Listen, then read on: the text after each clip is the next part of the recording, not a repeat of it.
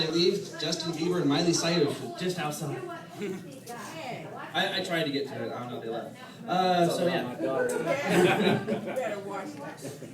So yes, my name isn't Slick, as you might have guessed. It's not my God-given name. It's my Arab name. My real name is Matt Robinson. I don't like to go by Matt or Matthew because it's such a boring name. It's just, everybody, growing up, like, you want a cool name when you're a kid because you get made fun of for stupid names. Like, Matt rhymes with all the horrible stuff, like, especially me because I'm fat. So Fat Matt just fits perfectly. It sucks. But you want a cool name growing up. You get something like Diesel or Hawk or Theodore. No, I get stuck with Matt. It sucks. So, but it could be worse. Could be worse. There are some people I've met in my life with really, really bad names. Some actual Arab people. If it's bad. It's like when they come over here, it's like, get your name changed. There's this guy. His name is pronounced Shatid, but it is spelled Shithhead in English. Shithead. It's like, you need to change your name.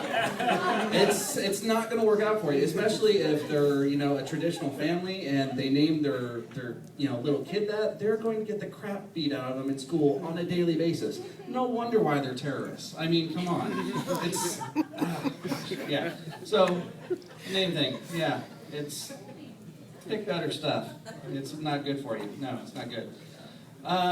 So yeah, now I'm gonna turn 30 next week. It's not fun. I don't know. I think I feel okay though. Like, I've actually gotten better looking as I get older. So I'm hoping that as time goes on, by the time I get to about 60, I'll be Sean Connery status.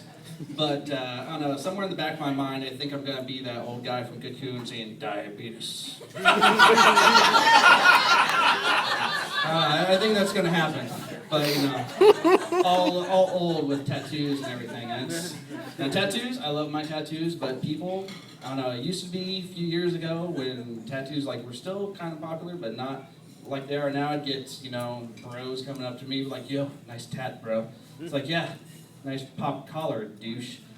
And, but now, like the other day, I was getting dinner, and this old guy was like, hey, nice tat. I'm like, oh, God, not you too. It's spreading with all the horrible tattoo shows and everything. It's just becoming so popular. And the worst part is, like, whenever you have tattoos, it's like your personal space bubble just goes away. Just people just come up to you, random strangers, and just grab you and touch you. You're like, oh, what's this, and what's this, and what does this mean? And it's just like, okay, go away. I'm gonna take you in the throat. I was violated one time. This is a true story, and it's hilarious. I love it, but it's just so freaking weird. I was a few years ago, and I was getting breakfast at McDonald's. And a lady behind the counter that was taking my order, she was asking me about my tattoos and asked me where all I have them at and stuff. I was like, on my chest, my back, my legs, whatever, just kind of all around. And she comes behind the counter and asks to see the ones on my leg. I'm like, okay, fine, I need to get my McGriddle on, so just hurry up. So as I was trying to show her my piece on my calf, she starts raising up my shirt, literally taking off my shirt to try to see, all the rest of me. And I'm like, what the hell? Rape? Anyone? There were two cops in the back. They weren't doing a damn thing. Literally, there were two cops. They were just, I don't know, I guess they're just laughing about it. That's not even the worst part. The worst part is that another group of people came in to get their McGriddle on. And whenever they came in, she rushed back around behind the counter. And whenever she gave me my food, she gave me 3 free chocolate chip cookies. So now I feel like a whore.